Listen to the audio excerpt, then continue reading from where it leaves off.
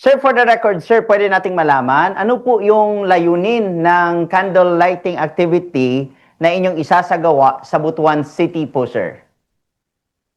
Actually, we organize this event not only to grieve but to support, no, and stand together with their families, teammates, relatives, sa even sa entire Philippine basketball community. Uh, we actually plan this one to light a candles, no, to raise our voices peacefully in for the calling of a fair, transparent, and a thorough investigation of the deaths of the two student players ng Okay. Ateneo. Kailan nga to gaganapin, sir? At saan po, sir? Uh, this coming June 15, 6 p.m. onwards, doon sa Barangay Imadihas Covered Court, Butuan City. Sir, pwede ba natin malaman, paano po nagsimula ang ideya ng pag-organisa ng naturang tribute event po? Actually, tatlo kami dito nag-isip. Tatlo pinag-isipan namin itong tatlo ni Kuya Ed Pals at saka ni Kuya Greg Romarate. No? Kasi nakasama naming mga batang yan doon sa palaro finals. Nanood kami ng nila, ng palaro. And kaibigan kasi namin yung coach nila kasi dating member yun ng Budsmen, si Coach Jess. So, in support sa panawagan na yung a transparent, no, calling for a transparent and thorough investigation. Kaya napag-isipan namin to and we organize, nag-start po sa amin sa aming ball club, sa Budsman Ball Club, and we invite sa lahat po ng mga players or ball clubs ito sa Butuan City or even fans ng basketball na to join us, to hear our voice para naman mapangalagaan yung mga players natin and mabigyan natin ng voice yung mga younger generation na to pursue basketball. Baka kasi yung mga iba dyan is natatakot na maglaro kasi sa nangyari. So that means hindi lang this yung will mga also serve as po. Oo.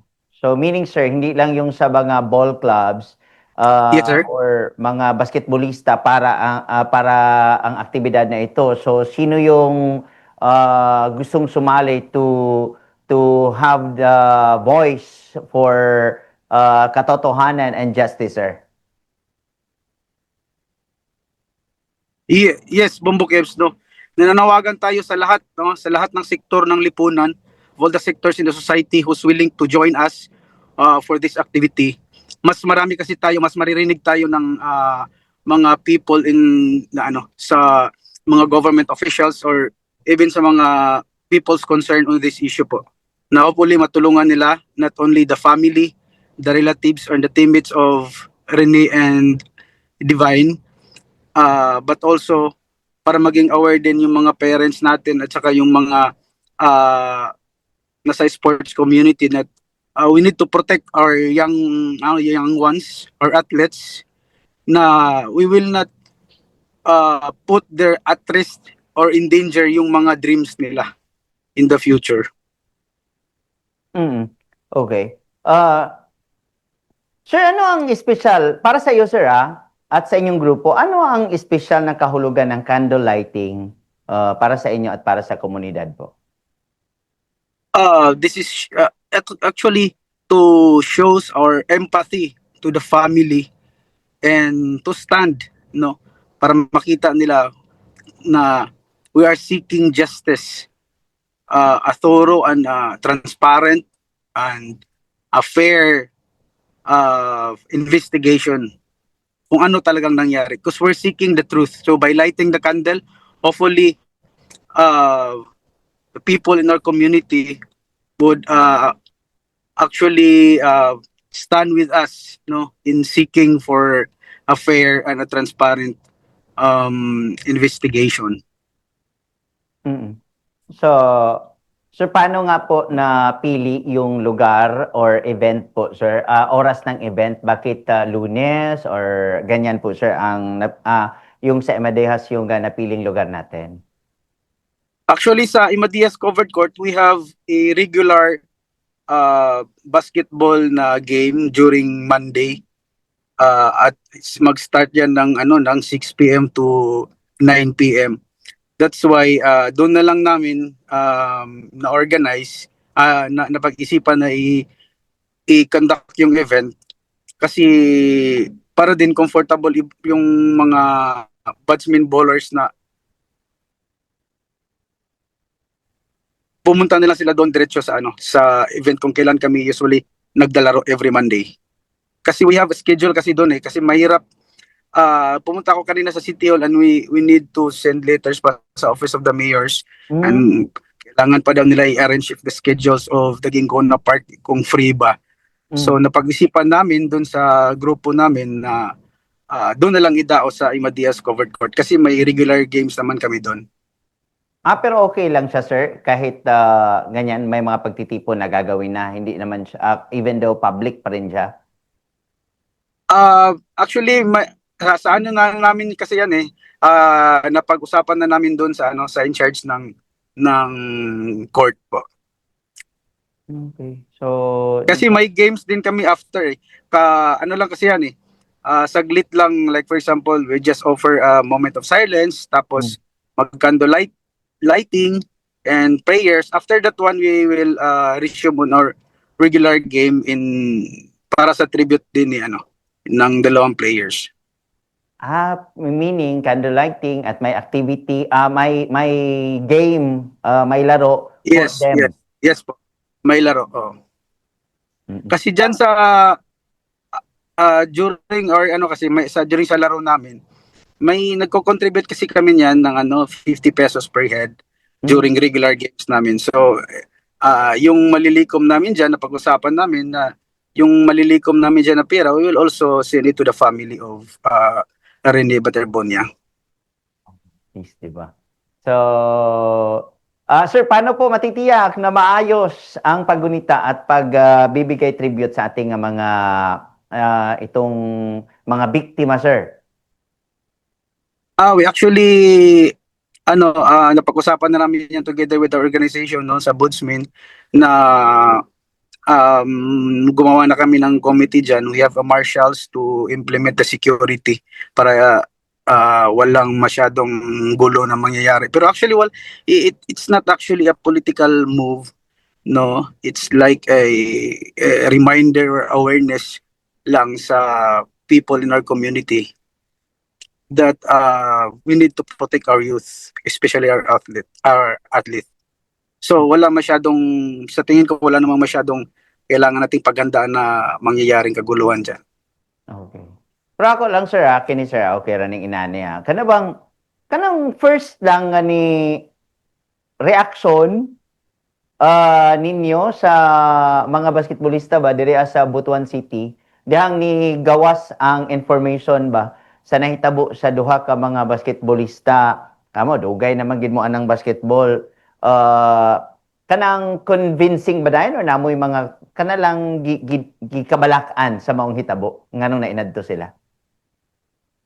Mo lagi na ang kuan ang among gikabalakan kay basin manggod og na mga future nato nga mga batan-on nga mandulaay basig mahadlok ba bisan naman akong anak gani kasi as I mentioned magkaibigan kami ng head coach ng si Coach Jess.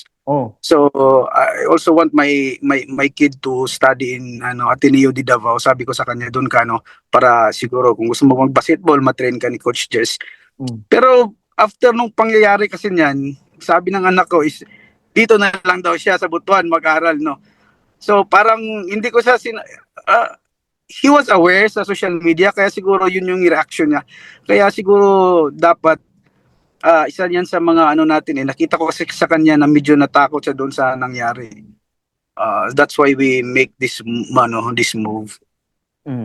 Pito, sa palaro tawag gid mi nagiday matag pangandoy sa mga player di lang gid sa basketball nga makit-an ka ba sa imong abilidad, di gid puday basta-basta to iyahang mga pangandoy nga luwason sa iyahang pamilya Oo, lagi sir mo ganay subo kayo na to nga pamalungdungon Bumbo Caves nga grabe ang iyang pagpaningkamot no diya sa iyang last nga message pagani kang Coach Jess no nga di sa siya muli og 5 ka tuig sa Davao kay gusto niya nga maningkamot gyud siya nga aron makakwarta siya para maahon niya sa kapobrehon ng iyang pamilya.